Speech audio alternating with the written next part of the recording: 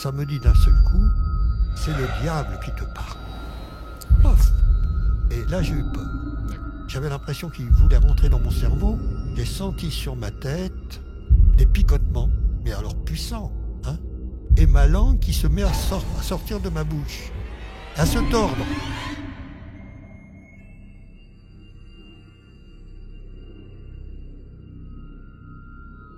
Bonjour Michel, Bonjour Jonathan, merci beaucoup d'avoir accepté l'invitation.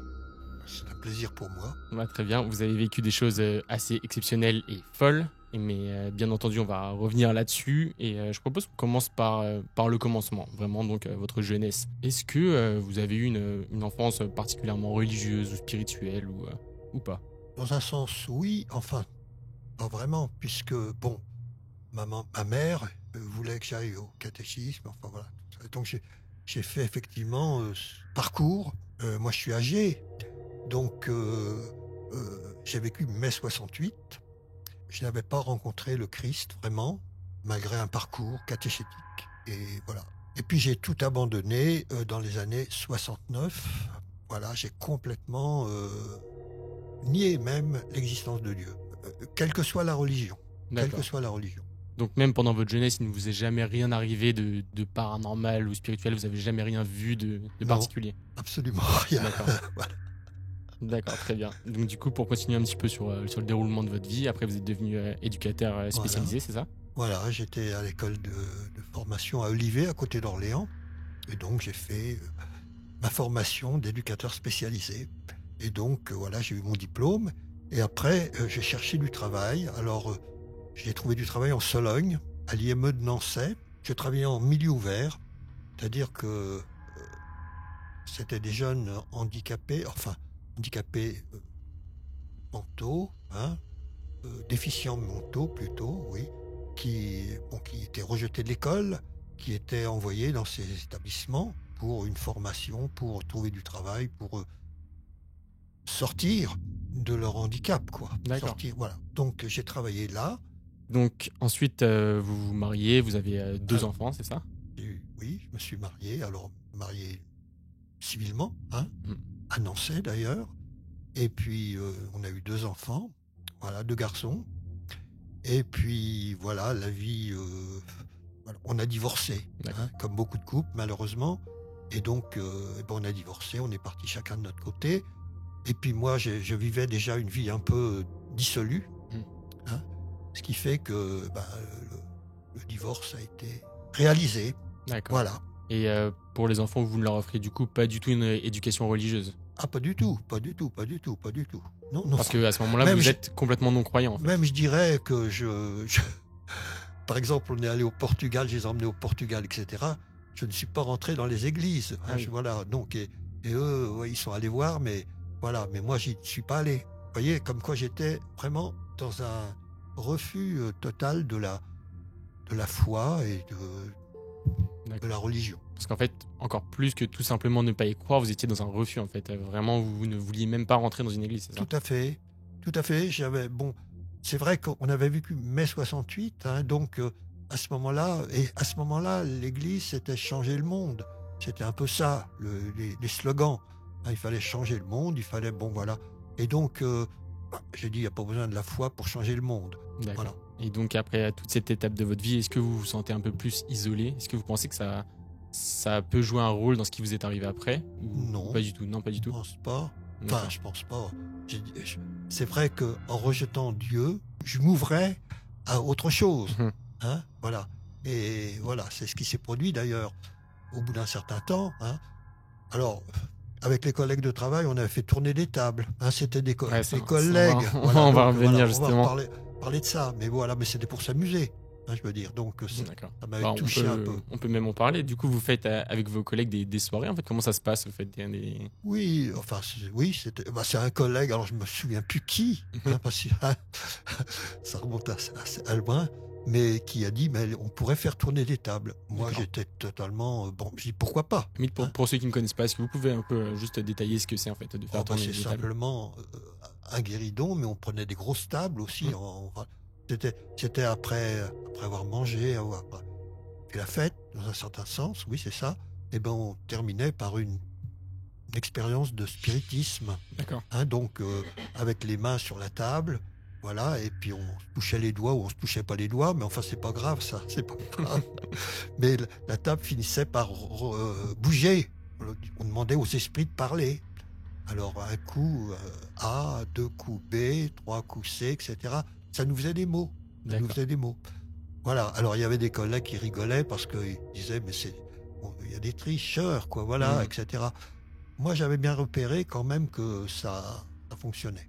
La table se soulève en fait littéralement, c'est ça vous dites? Oui, elle se soulevait, Ah oui. oui, elle se soulevait, mais pas complètement. Hein, D'accord. pas complètement.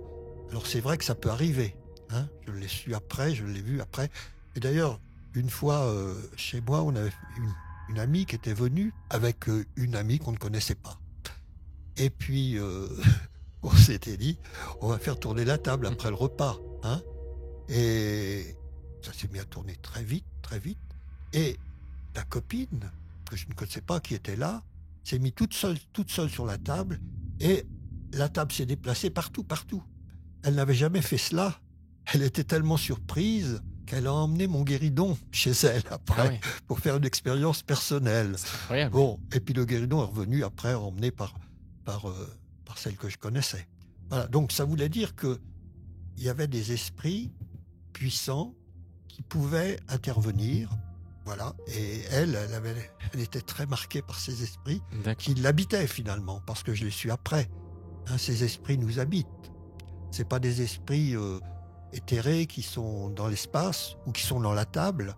C'est des esprits qui nous habitent, qui permettent finalement de ces choses. Mais donc là, à ce moment-là, quand vous faites toutes ces expériences et que ça marche, vous êtes dans quel état d'esprit en fait, sachant que vous refusez complètement la religion, etc. Pour vous, en fait, qu'est-ce qui se passe à ce moment-là? Rien de spécial parce que je m'en suis lassé. Je m'en suis lassé. Sauf que je savais à ce moment-là qu'il y avait quelque chose après la mort.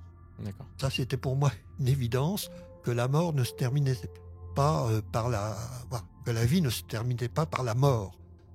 Alors, je pensais qu'il y avait des esprits, qu'on était un esprit, et puis qu'on partait, voilà, là où il fallait, mais je ne savais pas où. Oui. Et je me disais, voilà, c'est comme ça que je voyais les choses. Donc j'ai toujours pensé qu'après la mort, il y avait pas une fin définitive. Et à un moment, vous parlez aussi du fait qu'il y a quelqu'un qui est avec vous et il ne se passe rien, c'est ça? Donc, Oui. est-ce que vous pensez qu'en fait, ça dépend des personnes? Du coup, il y a certaines personnes qui sont fermées au paranormal? Je pense, oui, parce qu'il y a une personne, c'était une assistante sociale à ce moment-là, qui avait voulu qu'on fasse tourner la table chez elle. Et on y allait avec deux collègues. Et puis, ça ne bougeait pas. Il ne s'est rien passé du tout, ouais. Rien du tout. D'accord. Bon, elle était déçue. Mais en fin de compte, c'était bien, finalement, que ça... Pour elle, je crois que c'était un signe. Parce qu'à chaque fois que vous avez fait, vous, l'expérience avec des collègues et que ça a marché 100% des fois? Ou est-ce que ça dépendait Généralement, il y avait quelqu'un que ça n'a pas marché. D'accord. Hein, on a même fait tourner un psychiatre, une psychologue, etc. Bon, mais c'était pour leur montrer un peu cette réalité. D'accord. Ils ignoraient dans leur formation, dans leur... voilà. Mais c'est vrai que moi, je m'en suis lassé et j'ai arrêté tout cela. À ce moment-là, en fait, ça vous fait vraiment rire, quoi. Ça vous fait pas peur de voir qu'il se passe quand même des choses Non, ça... surnaturelles? Non. Je me souviens toujours d'un esprit, d'ailleurs, ça me fait rire dans le bouquin. On le faisait parler, et puis il s'appelait Cosette Biture. Cosette Biture. Et on lui demande de quoi cet esprit était mort, parce que c'était des vivants qui étaient morts. Hein, après, il nous racontait cela. Eh bien, il nous dit de l'alcool. Biture, vous voyez, biture, c'est... Ouais, c'était vraiment pour rigoler, même pareil pour vos collègues, ils en avaient pas peur non plus, ceux avec qui vous faisiez l'expérience. Non. D'accord, c'est assez fou en vrai. Bon, mais c'est vrai qu'on était à ce moment-là, on vivait l'alcool, je veux dire de l'alcool, et y compris de la drogue.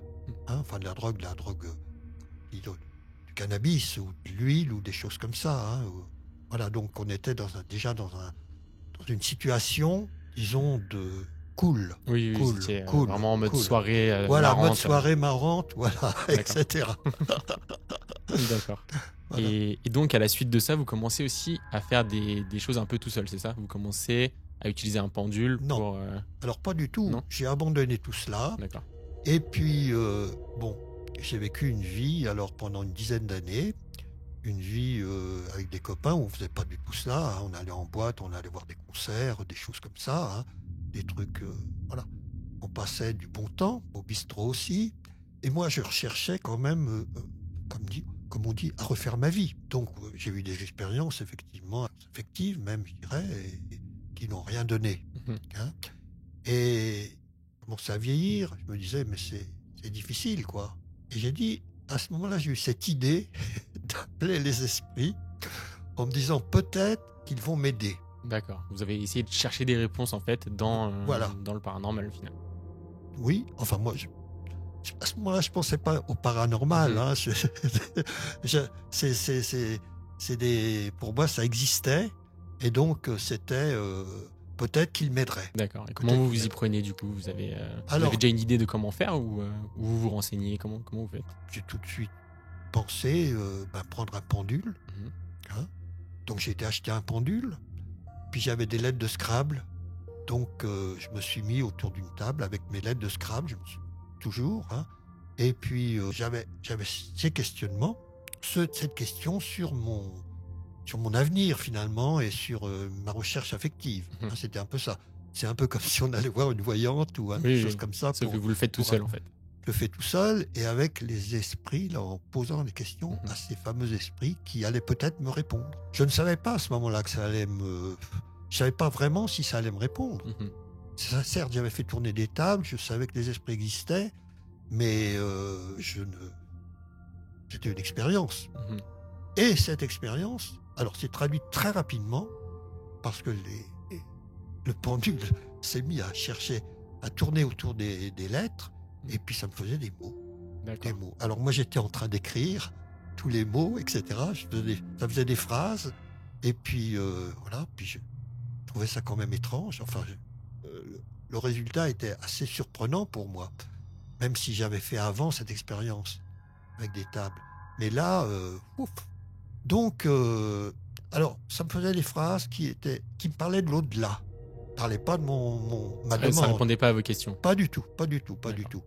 Mais ça m'a intrigué beaucoup. Voilà, Ça vous parlait de quoi de l'au-delà? Ça vous disait qu'il existait des choses? voilà, voilà, voilà. Mais ça ne répondait pas vraiment bien, je D'accord. veux dire.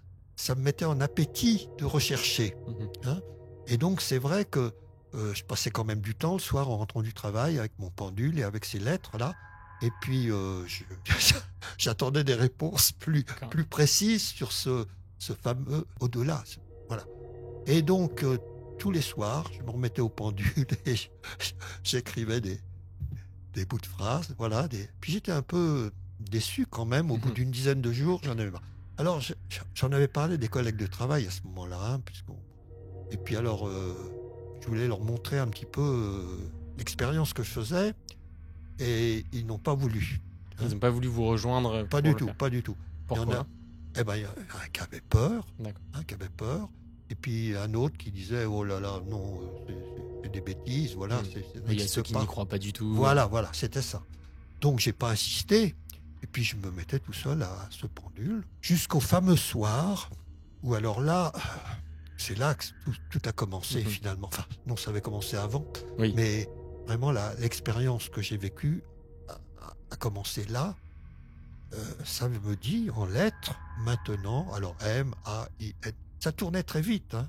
Ça tournait Le très vite. pendule, du coup, se mettait vraiment sur les lettres. Sur c'est les ça? lettres, il s'arrêtait, il s'arrêtait, il Ouais. s'arrêtait. Ah oui, Et donc, maintenant, tu ne vas plus avoir besoin du pendule, on va te parler directement.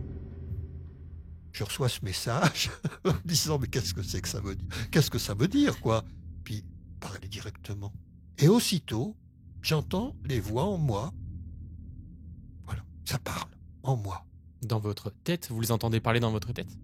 Ah, ils ont été pédagogiques. Ils m'ont montré qu'ils pouvaient parler dans ma poitrine, dans ma gorge ou dans ma tête. D'accord. Alors, ils me montraient aussi comment je pouvais leur répondre. Voilà. Donc, Comment vous réagissez du coup à ce moment-là? Vous avez peur du coup? Parce que c'est complètement nouveau là pour le coup. c'est complètement nouveau, mais moi, je suis pas quelqu'un qui a peur, vraiment, hein. Donc, je sais pas. Vous êtes C'est plus vrai. curieux quoi en fait. Ça vous... Je suis très curieux, voilà. J'étais curieux. Puis je me disais, mais quand même, c'est fou, quoi. C'était fou, évidemment, mais je vivais une expérience qui me paraissait unique, alors Mhm. qu'elle n'est pas unique. Et le soir même, Le soir même, c'est-à-dire... Pendant la même session, quoi, Ah vraiment. oui, oui, le soir où j'ai vu ces paroles en moi, ça me dit d'un seul coup, c'est le diable qui te parle. Pof. Moi qui ne croyais ni en Dieu ni en diable. Ah oui. Est-ce que vous croyez à cette voix qui vous le dit que c'est le diable? Je ne savais pas. C'est vrai, vous étiez... J'étais à milieu de réfléchir sur... C'était la parole qui m'était donnée et là j'ai eu peur. D'accord. J'ai eu peur. Là je peux dire que j'ai eu peur. J'ai tout arrêté. J'ai rangé les lettres de Scrabble, rangé le pendule et puis je suis allé me coucher immédiatement. Il devait être 10h le soir, c'était pas trop tard, mais j'ai été me coucher. Vous disant peut-être que ça va passer après la nuit, quoi. Voilà, on verra demain. Et j'ai dormi comme une masse. On a pu dire, il a pu faire des cauchemars, il a pu se poser des questions. Mhm. Pouf. Faites une nuit complète. Tout de suite et immédiate. Hein, j'ai pas réfléchi à ce qui m'était arrivé. Ça m'a endormi. Et j'ai su après que c'était eux qui me faisaient dormir. Oui, d'accord. Et au petit matin, j'écoute en moi, forcément, et ça me dit, on t'a fait peur hier soir. Ah oui. Maintenant, on va te dire la vérité. Voilà. Et là, tout a commencé, ça avait commencé le soir, mais Mhm. tout a commencé vraiment le matin. D'accord. Et là, voilà, j'étais habité par ces esprits. Hein. Alors, j'en parlais à personne, parce que moi qui vis dans le, qui travaille avec des psychiatres, avec des psychologues, avec des travailleurs sociaux, hein, voilà. Donc, psychorééducateurs. Donc, je savais que c'était pas compréhensible par ces gens-là. Hein, je savais que mon ami psychiatre allait me dire, oh, t'as fait une crise de Des voilà. hallucinations, peut-être. Oui, d'hallucination, ou c'est un début de maladie psychique. Voilà. Mais donc, comment se passent du coup les premiers jours? Vous leur répondez? Est-ce que vous les ignorez complètement? Ah non, je ne pouvais pas les ignorer. Ils parlaient en permanence. Et puis moi, je voulais savoir ce qu'il en était exactement. Et comment vous faites pour leur répondre? Du coup, vous leur parlez dans votre tête ou à voix haute? Comment vous faites? Alors, n'importe comment. Parce qu'ils avaient accès à mes pensées. C'est-à-dire que toutes mes pensées étaient connues. Alors ça, par exemple, dans l'Église catholique, on dit que les esprits mauvais, les démons, n'ont pas accès aux pensées. Or, moi, les miens avaient accès à mes pensées. Ça, c'est clair et net. Clair et net. Donc, je n'avais plus de liberté, finalement. Hein. Ça, c'est terrible. Bon, je m'en suis pas rendu compte tout de suite, mais c'est dans le temps. Après, ça a été terrible, terrible, terrible. On n'est plus libre. On est libre de penser, mais comme les pensées sont connues, et ils répondent tout de suite à nos pensées. Ouais. C'est affreux, c'est affreux, c'est affreux. C'est le pire de tout. Ça doit perturber votre travail. Quand vous êtes en train de travailler, vous les entendez. Alors, oui, pendant une dizaine de jours, j'étais très curieux. Alors, je leur demandais qui ils étaient, comment ils étaient formés, hein, pourquoi ils étaient venus en moi. Et qu'est-ce qu'ils vous répondent, du coup? Ils répondaient à tout. Ils répondaient, alors ils m'expliquaient que j'étais des premiers royaux, c'est-à-dire des... Alors, il y avait un roi, le roi du monde, le roi qui avait créé le monde, qui les envoyait. Et il m'expliquait qu'avant qu'ils ne viennent, j'avais déjà des premiers en moi, donc des esprits en moi qui ne parlaient pas, mais qui étaient là. Et puis il y avait des gens qui avaient des seconds et des troisièmes. Hein, il y avait une hiérarchie chez ces esprits. Et il m'expliquait aussi qu'il y avait des esprits du monde entier. Hein, et que le roi s'occupait de tout le monde. Alors les esprits étaient différents, ils s'adaptaient aux cultures. Donc il m'expliquait tout un tas de choses. Ils m'ont expliqué la création du monde avec des... C'était très intelligent. Très, très intelligent. Vous avez des vraies discussions profondes. Oh là, du coup. Oui, et d'ailleurs, il y a des choses que je ne comprenais pas, parce que c'était tellement complexe que... Mais j'étais à l'écoute. Et voilà. Et donc, et alors on a passé ce temps, bon, j'ai fait des choses avec eux, je voulais tout connaître finalement, et ils répondaient à mes questions. Alors, il y a des choses qu'ils n'ont pas réussi à faire en moi, c'est-à-dire que moi, je voulais sortir de mon corps, ils n'ont pas réussi à me faire sortir de mon corps. C'est-à-dire, vous faire sortir de... C'est-à-dire de faire le corps, vous savez, il y a devenir un esprit, finalement, ça existe, ça, dans le monde, des gens qui qui partent du corps et qui partent dans l'espace, etc., et qui voient autre chose que le monde. Donc ça existe. je le savais, mais ils n'ont pas réussi. J'aurais demandé aussi de voir mes parents qui étaient décédés. Ils m'ont dit oui, mais ils n'ont pas réussi. C'est évident qu'ils ne pouvaient pas réussir, mais enfin bon. D'accord. Enfin, ils auraient pu peut-être, parce qu'ils ont des capacités énormes après à réaliser des choses qui ne sont pas vraies, mais qui... Vous faire croire, en fait. Faire croire, des voilà. choses. C'est cela. Donc voilà, donc j'ai vécu cela pendant une dizaine de jours. Et alors, par exemple aussi, je prenais un jeu de cartes et il m'annonçait la carte que j'allais tirer. Et alors là, je voulais absolument les mettre en défaut, moi. Je veux dire, mais je n'y arrivais pas. C'était incroyable. J'étais étonné par ce pouvoir quoi qu'ils avaient. Jusqu'au fameux jour où j'avais mes enfants ce jour-là, parce que j'avais des enfants un week-end sur deux, quoi, vous voyez. Et donc, les enfants étaient partis jouer au foot, ils étaient partis avec des copains. Et moi, j'étais là, dans mon canapé, en regardant peut-être la télé, je me souviens pas, ou en lisant un livre, je ne sais plus. Et tout à coup, j'ai senti sur ma tête des picotements, mais alors puissants. Hein. J'avais l'impression qu'ils voulaient rentrer dans mon cerveau. Et sur mon visage, et ma langue qui se met à sortir de ma bouche, à se tordre, comme on pouvait voir dans certains films, etc. Et je ne pouvais pas parler, bien entendu. Et donc, je disais, mais qu'est-ce que vous faites? Qu'est-ce que vous faites, quoi? Je pensais. Ils avaient accès à mes pensées. Mais ils ne me répondaient pas. Et puis, ça a duré quand même 32 minutes. J'avais l'horloge derrière, je voyais, je regardais l'heure. Ouais. Puis je disais, mais pourvu que mes enfants ne rentrent pas à ce moment-là. Mais là, non, vous êtes complètement paralysé, en fait. Vous n'arrivez plus à bouger. Ah si, ah si. C'était que ma tête. D'accord, ok. C'était que ma tête. Non, le corps n'était pas pris. D'accord. Hein, c'était ma tête. Et donc là, voilà, ça s'arrête. La langue rentre. Je peux parler. Et je les entends dire, c'est ta première épreuve. D'accord. Alors, leur objet, c'était soi-disant de me former. Me former pour le roi. J'étais en formation et là, j'avais subi une épreuve. Je me suis demandé pourquoi cette épreuve. Hein. C'était bizarre d'ailleurs, parce que c'était une drôle d'épreuve. Enfin, j'en ai eu d'autres aussi terribles, mais celle-là. Et puis, j'aurais pu penser quand même. Vous voyez, comme quoi mon idéologie ne m'a pas fait penser du tout à la foi. À ce moment-là, vous un n'y prêtre pensez pas exorciste, du tout, en fait. Un prêtre exorciste. Non, pas du tout. Pas du tout. Alors j'aurais pu y penser quand même, c'est la moindre des choses. Quand on voit sa langue qui sort comme ça et qu'on est... Ben non, je suis resté... voilà. Donc ça a été ma première épreuve. Alors il m'avait dit aussi pour que tu aies des potentialités, ils appelaient ça des potentialités, c'était des pouvoirs finalement, hein, pour aider le roi. Parce qu'il voulait que j'aide le roi, soi-disant, le diable en fin de compte. Je sais qu'après, j'ai jamais pensé à cela à ce moment-là.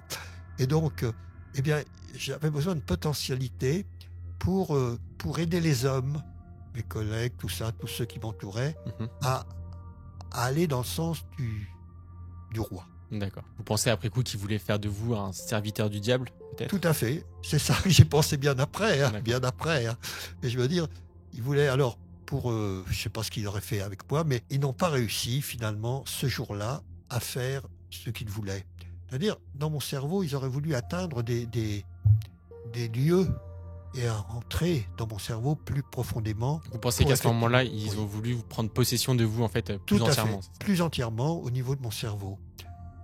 Ils ont réussi au niveau de mon corps après, hein, mais je veux dire, mais au niveau de mon cerveau, ils n'ont pas réussi. Donc, j'ai toujours été dans la réflexion et dans la recherche finalement, comme un étudiant qui voit des choses extraordinaires et qui recherche finalement à trouver, voilà, à comprendre. Voilà, donc c'est comme ça que ça s'est produit ce jour-là. Il m'avait dit aussi, alors ça avait commencé un petit peu avant, pour que tu aies des potentialités, il faut que tu boives de l'eau. Alors j'ai bu de l'eau. Beaucoup d'eau, non, c'est ça. Beaucoup d'eau. Ça a duré 3 mois à peu près. Hein, et il me faisait boire de l'eau. Alors ça a commencé, voilà, 1,5 litre, 2 litres, quoi, je veux dire. Et puis après, le lendemain, il fallait que j'en rajoute. Ça a été jusqu'à 16 litres d'eau. 16 litres par jour? Par jour. Ah oui. Et alors, il me faisait uriner. Ma vessie avait dû grandir beaucoup, parce que forcément. Et puis, ils avaient cette capacité, finalement, dans mon corps, de gérer mon corps. Parce qu'en fait, comment ça se manifeste? Est-ce que vous avez soif? Non. Ou est-ce que c'est plus comme un ordre, on vous dit de boire, quoi? J'avais pas soif, c'était un commandement. Et alors là, moi, j'ai suivi, parce qu'à ce moment-là, j'ai pas réfléchi. J'aurais pu dire non. Et puis non. J'ai dit oui. Donc j'ai suivi. C'est potentiel. J'étais encore dans une espèce de recherche. Et puis je disais, bon, je sais pas où que ça va mener. Hein, mais bon, voilà, j'accepte. Donc en fait, au final, ça a des vrais impacts physiques sur vous. Parce que comment ça se manifeste physiquement tous les jours? Est-ce que vous sentez des changements particuliers ou Rien, sinon j'allais uriner beaucoup. À part ça, d'accord. Mais c'était réglé.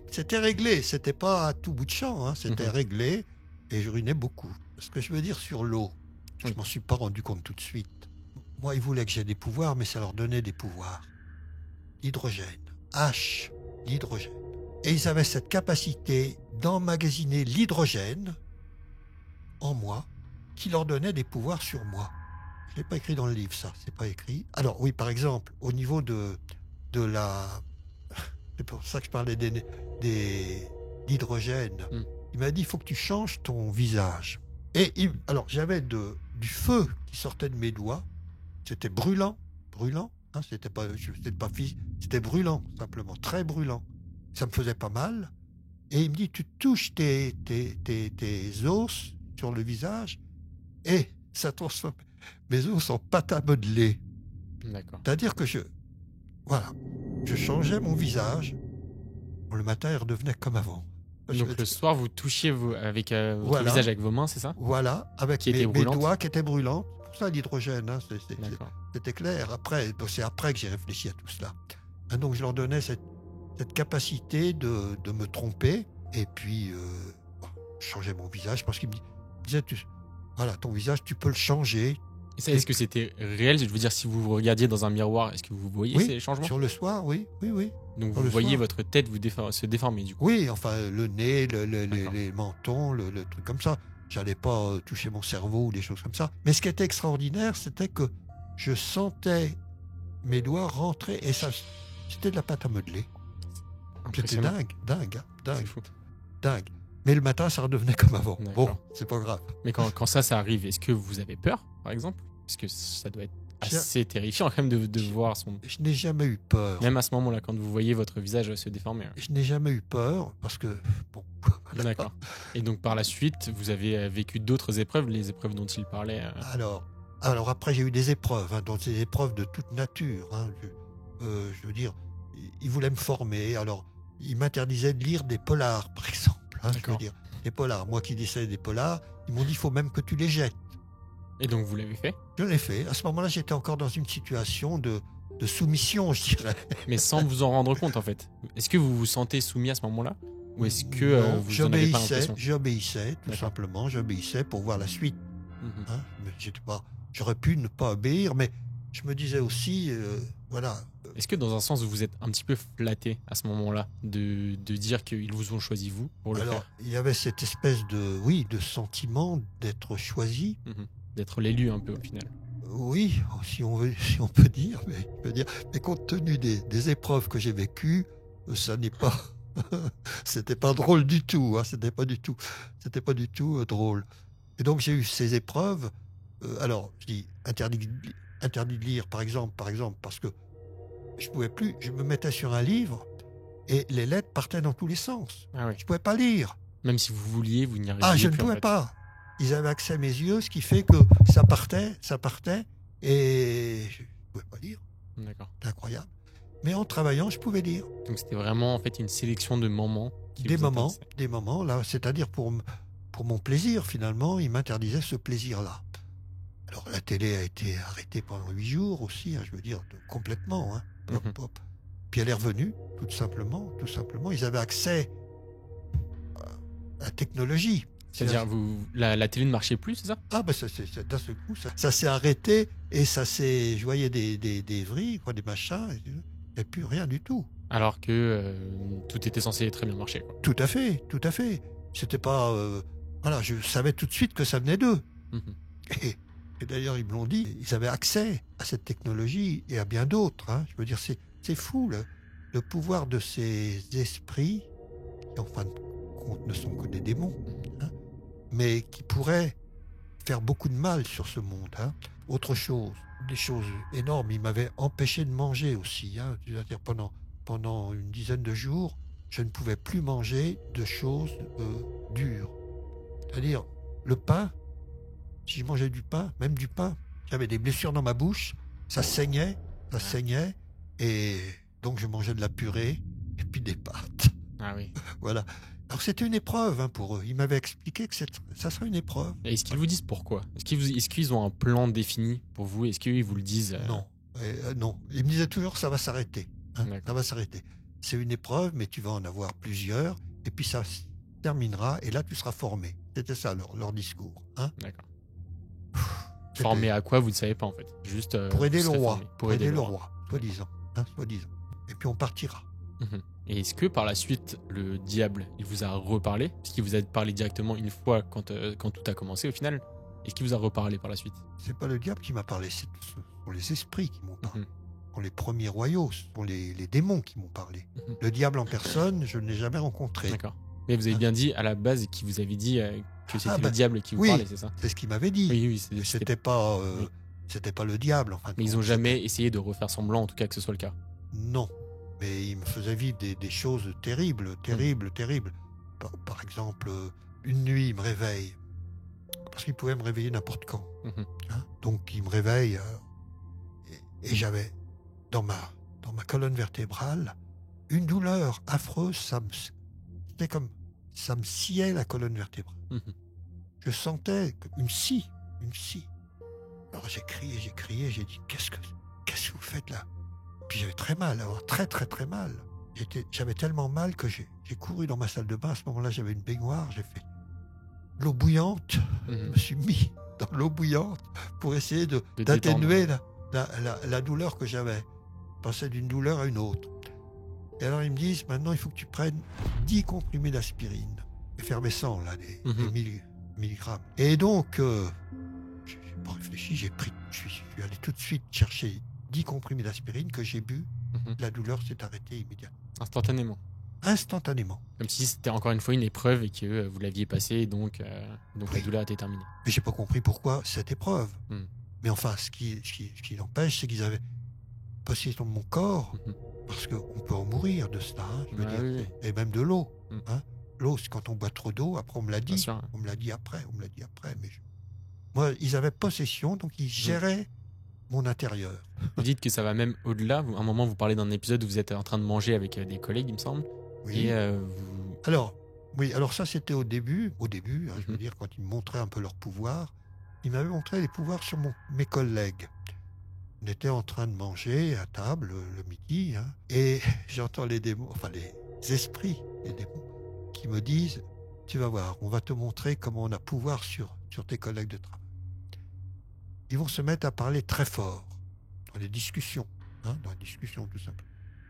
Et j'entends les discussions qui montent en puissance. Tout de suite après, ils me disent, on va les faire se taire. Ça s'arrête.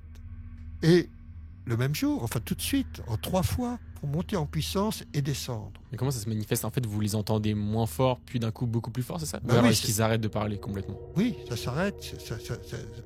La discussion s'arrête. Tout le monde arrête de parler. Oui, et puis ça tombe normal, quoi. Ça redevient une discussion traditionnelle. Mais c'est-à-dire qu'ils ont capacité aussi d'agir sur votre environnement. En fait. Alors ils m'expliquaient qu'ils étaient des premiers royaux, donc ils étaient des puissants au niveau de... Et ils avaient capacité sur les premiers qui habitaient mes collègues de travail, voilà, les esprits qui habitaient, et donc ils pouvaient avoir pouvoir sur les premiers qui habitaient l'humanité, pour les faire ce qu'ils avaient fait là. Parce qu'en fait, ils disent que tout le monde a des esprits en eux, c'est ça. Et que vu qu'au niveau de l'hierarchie, c'était au-dessus, ils pouvaient agir. C'est tout à fait ça. C'est ce qu'ils me disaient, voilà. Donc, ils me montraient ce pouvoir. Alors, ils m'annonçaient l'avenir aussi. Enfin, l'avenir, pas toujours, mais ils m'annonçaient de temps en temps. Ils me disaient, tu vas recevoir un courrier important. Voilà. Et je recevais un courrier important. Ça arrivait, Ils m'ont dit, alors je cherchais une petite voiture pour mon fils à ce moment qui passait son permis, une petite voiture pas chère, première voiture. Et ils me disent, tu vas avoir une surprise à midi. Et c'était le matin qui m'annonçait ça. Et le midi, effectivement, il y avait un collègue qui vendait sa voiture. Il avait changé de voiture et il vendait sa voiture. Voilà. Une autre fois, on était on venait de Tours pour aller à Vierzon et il n'y avait pas l'autoroute à ce moment-là. Donc il y avait foule de personnes. Moi, j'aime bien rouler quand même assez vite. Enfin, je veux dire. Et là, j'étais bloqué. Ça m'agaçait. Et d'un seul coup, ils me disent, tu vas voir, ils vont tous tourner à gauche. Ah bon? Ils étaient au moins 10 voitures qui suivaient. Et c'est vrai. C'est arrivé. Tout le monde a tourné à gauche. Comment ils savent ça, quoi. Donc, ils avaient accès à ces connaissances. Ah, c'est impressionnant. C'est assez impressionnant, oui, c'est assez impressionnant. Dans ces épreuves, j'avais eu quelques petites carottes, je veux dire. Des petites carottes, je peux en dire une, par exemple, pour montrer leur pouvoir sur la technologie. Une fois, je voulais sortir de l'argent d'un distributeur. Eh bien, l'argent est sorti et ce n'est jamais rentré sur mon compte. Ah oui. Donc en fait, vous avez eu de l'argent gratuitement. Gratuitement. Oh, c'était pas une grosse somme. C'était pour me montrer leur capacité. Donc voilà, sur la technologie. C'est assez fou, quoi. Quand on voit ce qui pourrait se produire. Mais ils n'ont pas tout pouvoir, Dieu merci. Et donc tout ça dure combien de temps, cette partie? Est-ce qu'à un moment, vous en avez marre oui. de ce qui vous arrive? Alors, j'en ai eu marre parce que je faisais une formation à ce moment-là aussi, à l'université, à Tours. C'était la sociologie. Donc, j'avais un sujet, moi, je voulais montrer que mon établissement, eh bien, il y avait beaucoup d'argent qui rentrait, mais que ça n'allait pas spécialement dans l'éducation. Voilà. Ça allait dans d'autres... voilà. Donc je faisais un mémoire là-dessus. J'avais fait toute la première partie. La première partie, c'était l'étude pendant 20 ans des prix de journée avec voilà, où ça allait. Et donc il fallait après que je fasse ma deuxième partie. C'était pour montrer avec les rapports d'activité finalement ce qui s'était produit pour les jeunes. Voilà. J'avais fait la première partie, mais je n'avais pas fait la deuxième encore. J'étais en plein travail. Enfin, je commençais, quoi. Et là, ils étaient là. Et là, ça m'a, voilà. J'ai pas pu continuer. J'ai même été jeté en pleine nuit la première partie. Et le matin, je me suis réveillé, c'était parti dans la poubelle. Et j'avais pas de mémoire. Bon, là, j'ai pas d'ordinateur. Voilà, donc c'était terrible. Et alors, tout un tas de choses qui me faisaient faire, je veux dire, j'en avais marre. Et là, j'ai commencé à me battre en septembre. D'accord. En septembre, donc ça avait commencé en mars, et en septembre, là, je me suis battu contre eux. Je voulais une porte de sortie. Donc là, à ce moment-là, quelle est votre relation avec eux? Est-ce que vous êtes du coup totalement en conflit? Vous êtes j'étais en conflit, oui, mais enfin, eux, ils continuaient leur discours, je veux dire. Mais moi, j'en pouvais plus. D'accord. Leur discours n'a pas changé. Ils n'assument pas le fait d'être maléfiques, par exemple. Non. Non, c'était toujours les mêmes. Alors, voilà, donc, je me souviens, ils me réveillaient en pleine nuit, j'en pouvais plus. Je cognais la tête contre le mur, un mur en béton, sans me faire mal.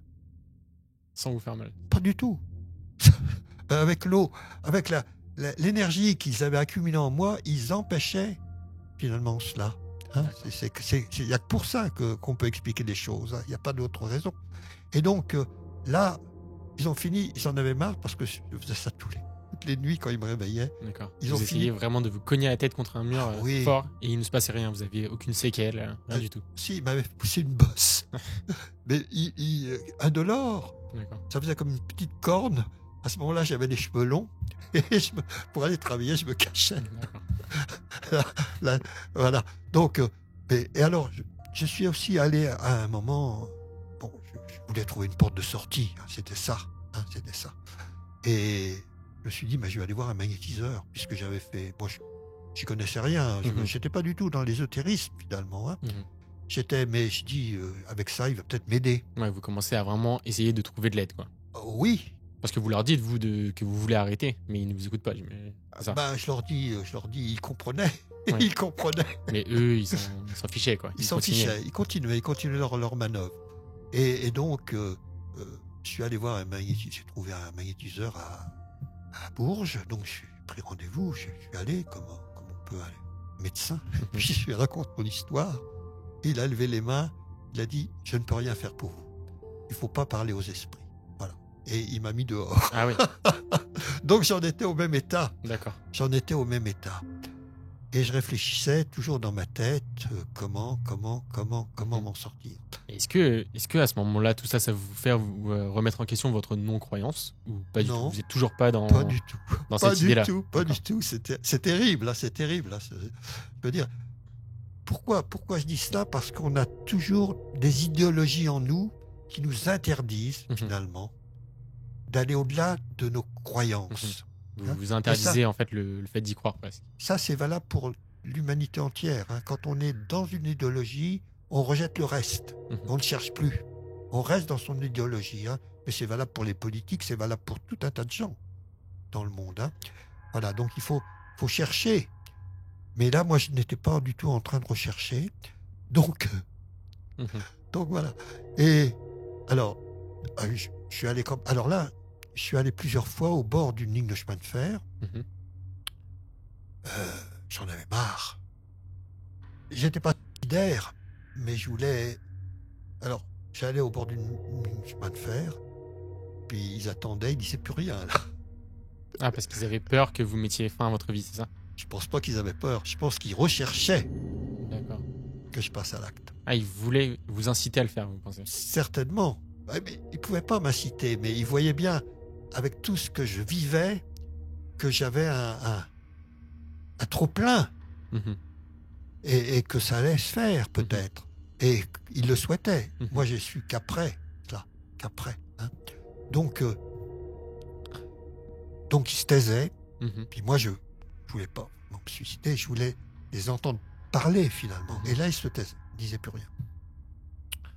J'ai cassé aussi mon pare-brise.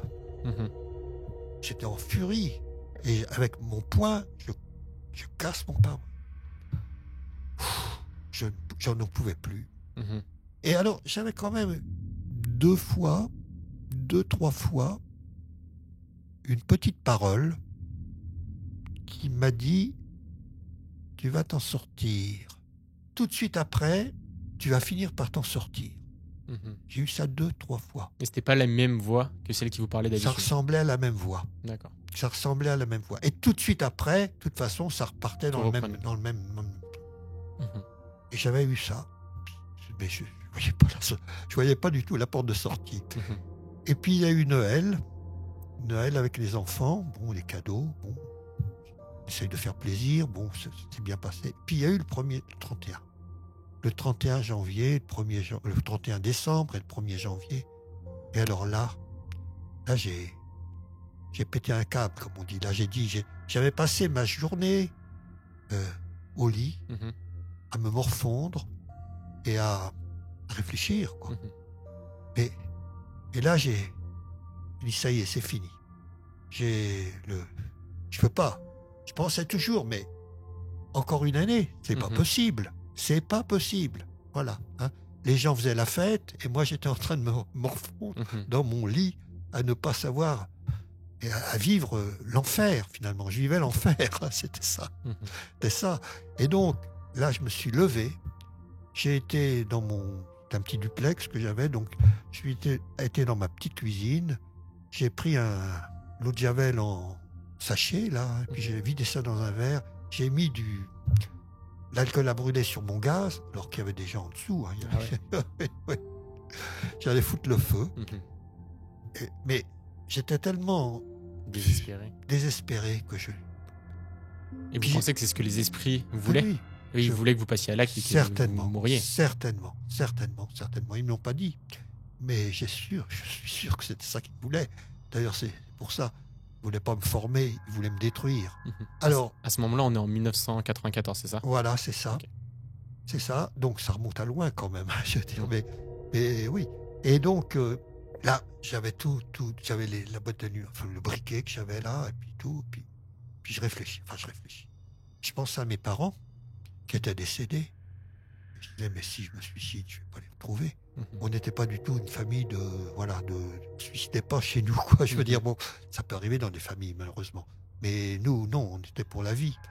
Et puis je pensais à mes enfants aussi. Je dis, je leur avais rien raconté, hein, rien dit. Mhm. Ils m'ont dit, ça y est, il est devenu fou. Et dans un sens, ils auraient eu raison. Mhm. Et là, j'ai tout jeté, j'ai tout machiné. Et j'ai dit non, D'accord. il faut que j'aille voir un médecin et puis un prêtre. J'ai pensé à un prêtre. C'est à ce moment-là que vous pensez, pour la première fois, au final, Un à prêtre, mais je ne pensais pas encore à Dieu. Hein. Mhm. Mais je dis, bon, Vous cherchez juste une solution. une solution. Chercher une solution. Et là, je les entends dire, ça a été terrible, on t'a menti jusqu'à présent, notre roi n'est pas Dieu. Ah. Et Dieu existe. Donc là, comment vous réagissez? Ouf. J'avais trouvé la porte de sortie, Mhm. mais ça m'a pas fait plaisir tout de suite. Mhm. Pas du tout, pas du tout, pas du tout. J'avais l'impression, on m'aurait donné un coup de gourdin sur la tête, ça m'aurait fait autant plaisir. Parce que vous vous rendez compte qu'en fait, ils vous ont menti depuis le début, c'est ça? C'est pas tellement... Oui, enfin, oui, c'est pas tellement cela, Mhm. c'est que Dieu existe. Ah oui, d'accord. Dieu existe, et moi j'avais tout fait à l'envers, j'avais tout fait le contraire. Je veux dire, je me dis, si Dieu existe, mon Dieu. Je pensais à tout ce que j'avais fait jusqu'à présent. Je savais que Dieu existait là, à ce moment-là. Il me l'annonçait. D'ailleurs, il m'avait annoncé la vérité au début, quand il m'avait dit, c'est le diable qui te parle. Mhm. Et là, il m'annonce la vérité à la fin en me disant, Dieu existe. Mhm. Oui, au final, Voilà. si le diable existe... Voilà. Et alors tout de suite, je pensais, mais ce sont des démons. Mhm. Et c'est là que j'ai dit, ce sont des démons. C'est la première Jusqu'à fois que pré- vous Ah vous oui. en rendez compte, en fait. Oui, c'est fou, hein, c'est fou, parce que j'aurais dû m'en rendre compte bien avant. Et là, j'ai dit, oh là là là là, qu'est-ce que ça va être dur Mhm. de m'en sortir. Donc là, je me suis mis à rechercher des prières. Je me suis dit, il faut que je trouve des prières. Mhm. Je me suis dit, j'ai pris un crayon, j'avais aucun bouquin, aucun rien, j'avais pas d'ordinateur, j'avais rien du tout. Et puis j'ai mis à peu près 2 heures pour trouver le Notre Père et le Je vous salue Marie, Mhm. dont je me souvenais Ah, de très complètement de souvenirs, vaguement, en fait. très vaguement D'accord. de ma jeunesse. Alors qu'on priait pas hein, dans Mhm. ma jeunesse, ça n'existait pas. Enfin, on allait à la messe et puis Mhm. bon, on disait, voilà. Et quand vous faites cette prière, est-ce qu'ils réagissent Ah. d'une certaine manière ou pas? Ah ben là, ils se taisent. D'accord. Ça a été merveilleux parce que je savais là qu'il y avait un pouvoir sur eux et que non, ils n'ont pas cherché à m'empêcher, Mhm. comme on voit dans certains, quand on voit des exorcismes par exemple, et Mhm. on dit mais les gens ou des personnes qui ne peuvent pas prier Mhm. parce que ben, les démons les empêchent. Hein. Moi, ça ne s'est pas du tout produit. Ça ne s'est pas produit parce qu'ils n'avaient pas atteint finalement Mhm. le cerveau là où D'accord. ils auraient pu le faire. La Hein. possession n'était pas assez avancée pour Voilà. pouvoir vous empêcher de le faire. Tout à fait. Et donc, ils n'avaient pas pu. Ils n'avaient pas pu, pourquoi? Parce que j'avais une défense. Tout simplement, je l'ai su qu'après. En fin de compte, ils m'ont dit après qu'ils s'étaient fait avoir. Les démons, du coup. Les démons ont Ok. raconté cela. Ils s'étaient fait avoir en venant en moi. D'accord. Voilà. Bon.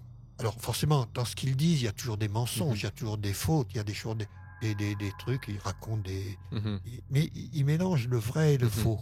Hein. Donc, c'est pour ça que c'est pas évident. Donc à ce moment-là, vous faites des prières, Je- ça marche. Je commence à prier, ça marche, mais ce qui était le plus étonnant, c'est que moi, j'avais dit, il va falloir prier, ça va être l'horreur. Ça va être l'horreur pour Mhm. moi de prier. Je disais, mais ça va peut-être les faire fuir, mais ça va être l'horreur. Mhm. Ça a fait tout le contraire. Mhm. Donc maintenant, vous savez que ce sont des démons, donc Oui. vous allez voir un prêtre exorciste. Alors, j'avais trouvé un prêtre exorciste, voilà. Mhm. Donc, je priais donc très, très, très bien. Enfin, ça coulait comme de l'eau vive en moi. C'est pour ça que ça me faisait un bien fou. Puis il a fait le prêtre exorciste. Il fallait que je trouve. Je ne savais pas où m'adresser. Mhm. J'ai appelé, je savais qu'il y avait un évêque, donc j'ai appelé l'évêché là-bas, l'archevêché.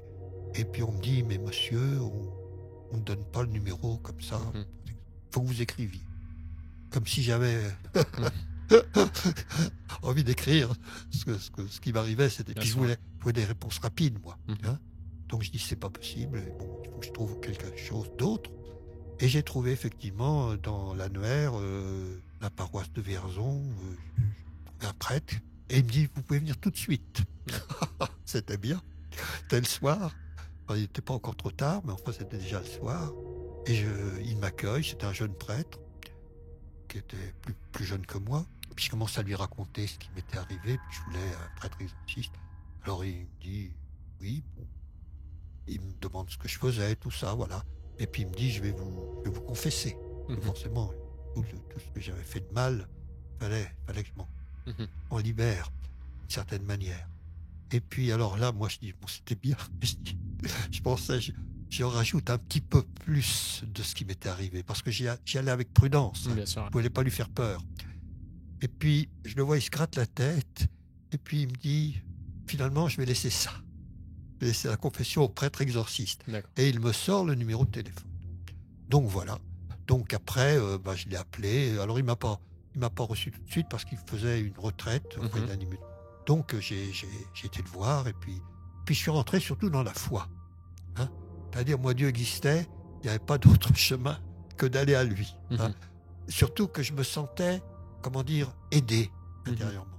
J'avais en moi une force très étonnante, parce que c'était une force, autant les démons avaient une force néfaste, autant là j'avais une force positive en moi. Vous sentez qu'il y a un combat en fait intérieur qui est en train de se produire finalement entre cette force positive et les démons. Les démons, non, il n'y avait pas de combat entre eux. J'avais tout de suite, moi, une force positive. Quelque chose qui vous soutenait en fait. Alors j'ai été voir le prêtre exorciste, effectivement, donc j'ai été le voir plusieurs fois, 3 fois, mais c'est pas beaucoup. Et donc ces entrevues, comment elles se passent? Vous discutez en fait? Ah non, alors les entrevues avec le prêtre exorciste, il a cru. Il n'a pas fait du psychologisme, comme on fait maintenant, souvent, malheureusement. Parce que j'ai beaucoup de gens qui m'appellent, qui me contactent, parce qu'ils sont eux-mêmes, ils ont fait des choses mauvaises, et ils sont prisonniers des démons.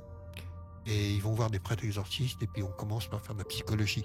C'est-à-dire, on ne croit pas, vraiment, à la possession. Alors que lui, il vous croit tout de suite. Il m'a cru tout de suite.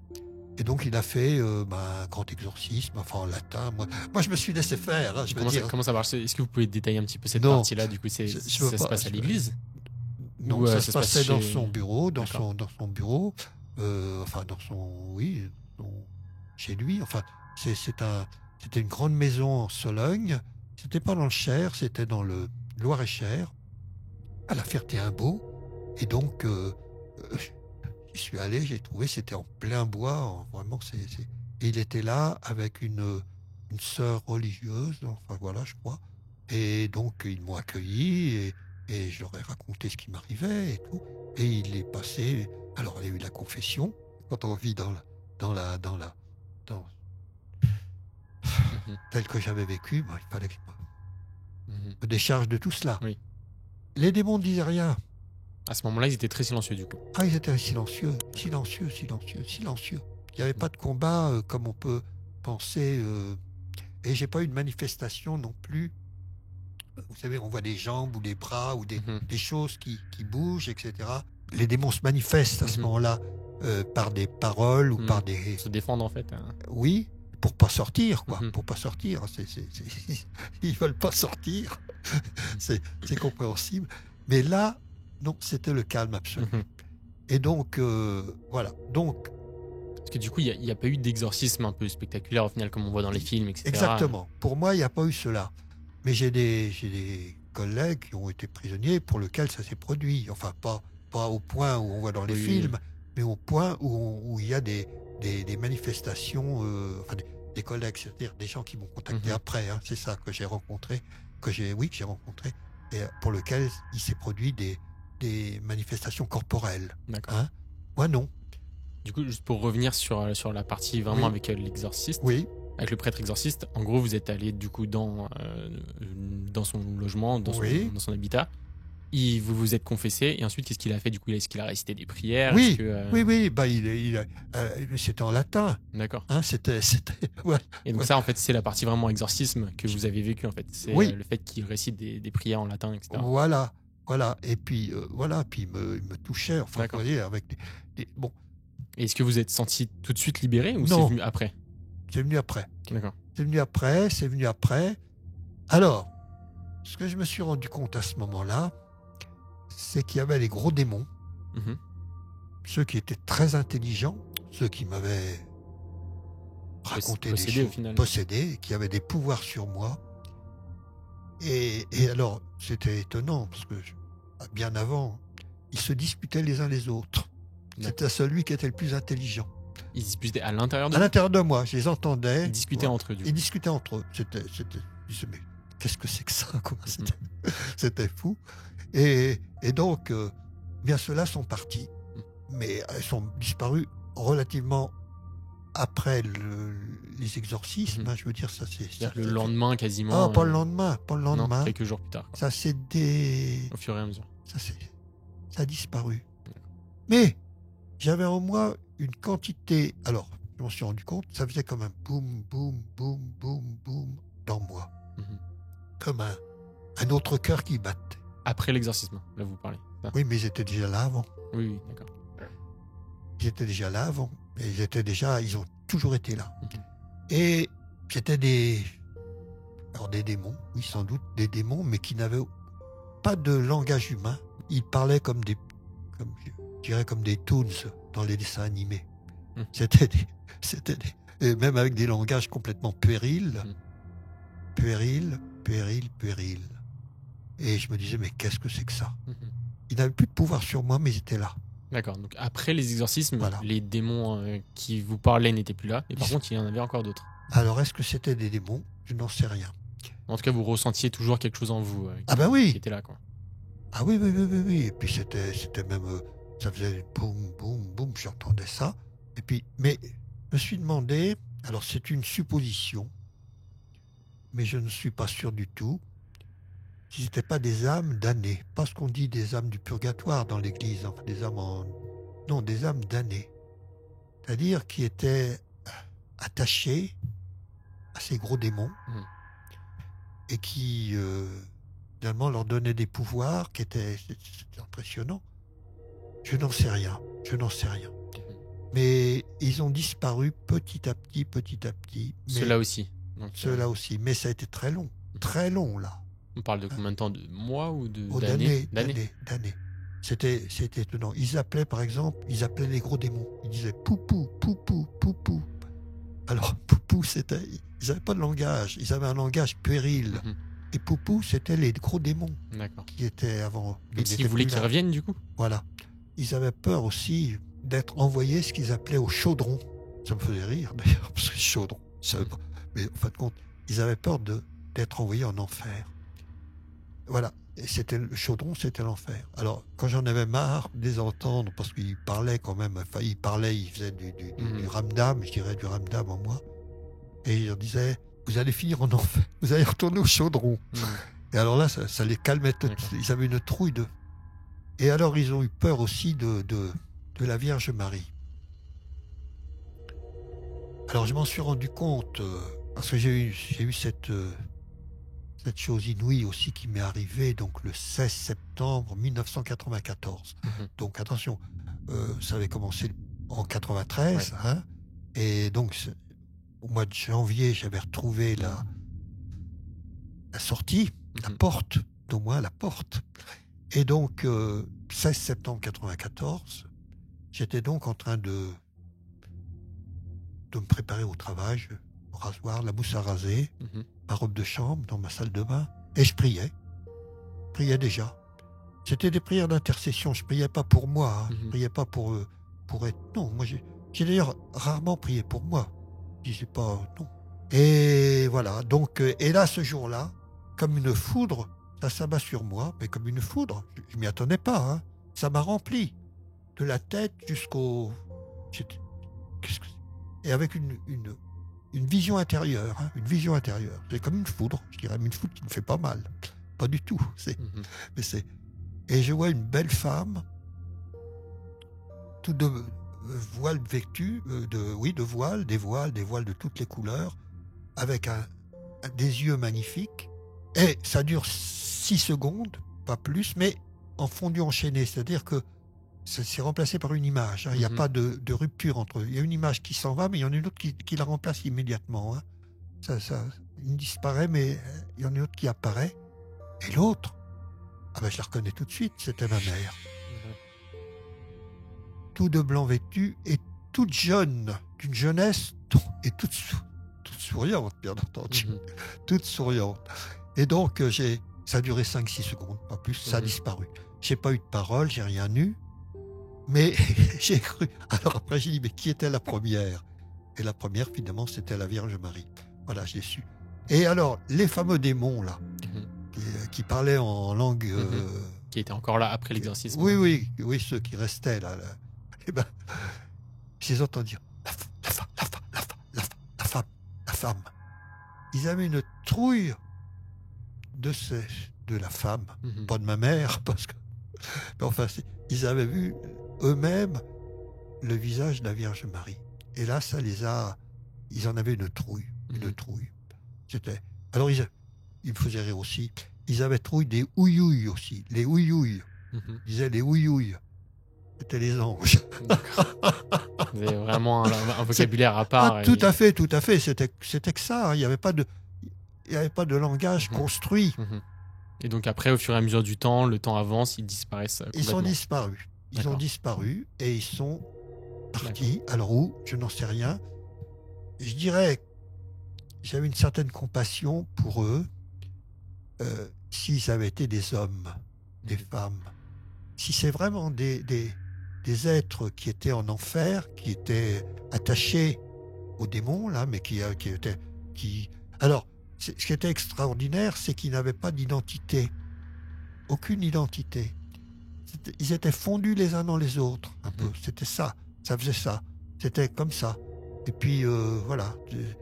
Alors, je me suis dit, si c'est des personnes humaines, je voudrais les sauver. J'ai dit, je voudrais les sauver. Alors, bon, maintenant, c'est pas moi qui... Donc, après, j'ai vécu... depuis ce temps-là, je vis dans la foi, dans la joie, même je dirais une joie intérieure, dans une paix intérieure, en vivant en Dieu. Et donc, ça peut paraître un petit peu évident comme question, mais pour vous, du coup, c'est évident, par exemple, le Ouija, les pendules, etc., ça sert vraiment à communiquer avec des esprits. Tout à fait. Vous savez, il y a les hommes, l'humanité, les hommes, les femmes, enfin toute l'humanité, les créés.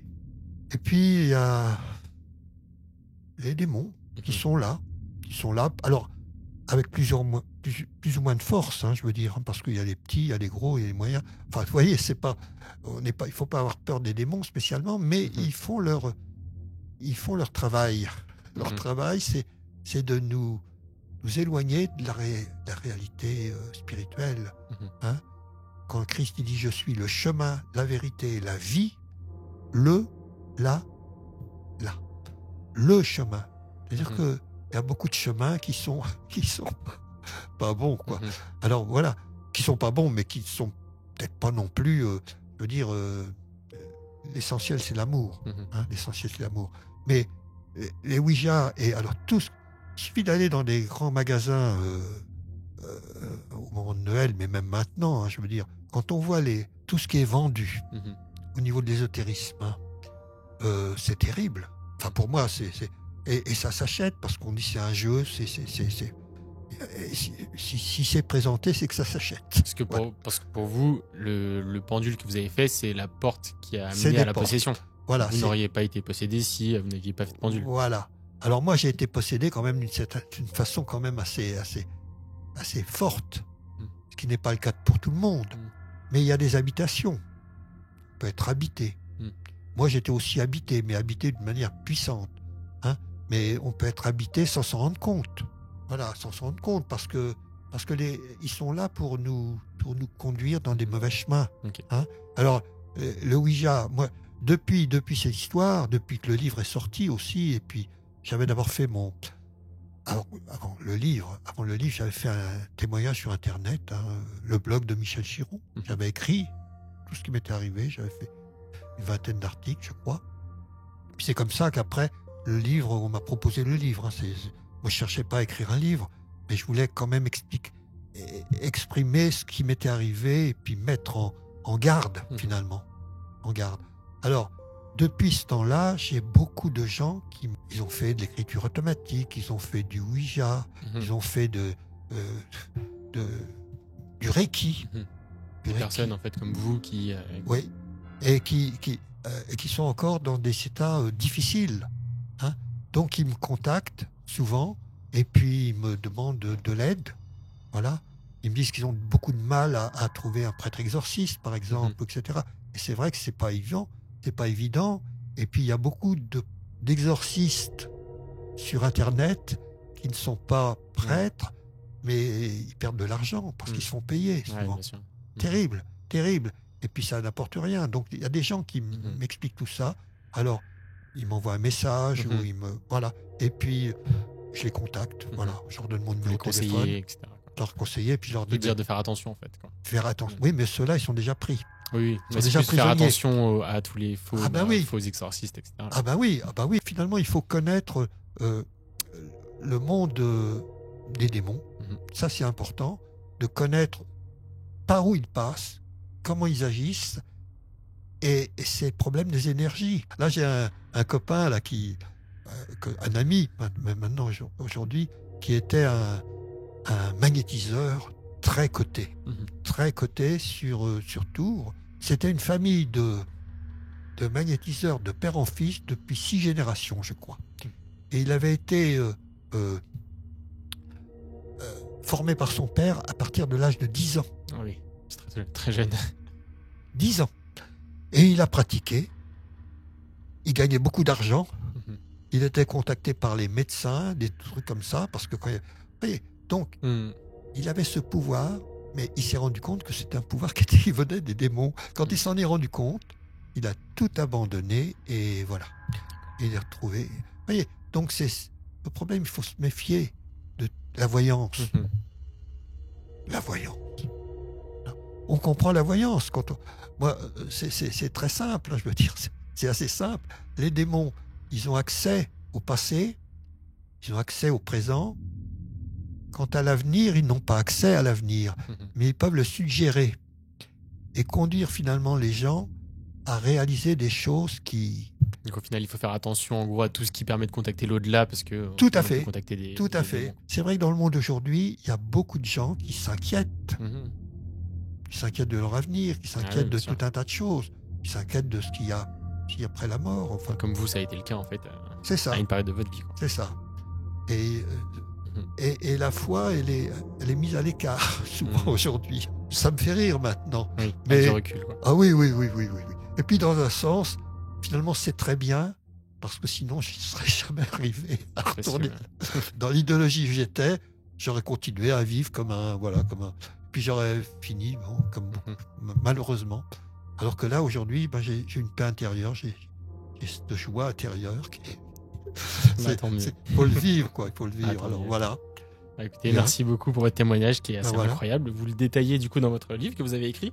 Oui. Qui possédait Comment j'ai été libéré de l'emprise du diable. Il est toujours disponible en librairie si vous voulez, lire. Il est sorti en livre de poche. Là, celui-là, c'est un livre de poche. Voilà. Effectivement. Ouais. Il vient de sortir là, il n'y a pas longtemps. Voilà. Écoutez, encore merci du coup pour votre. Je vous remercie aussi. Et puis j'espère que tous ceux qui écoutent, qui ont écouté, feront gaffe. Voilà, de tout ce qui est. Tout ce qui est surnaturel et qui peut paraître intéressant, parce que dans le surnaturel, il y a des choses bonnes et il y a des choses très mauvaises. Parce que les démons, forcément, ils sont pas pressés avec l'homme.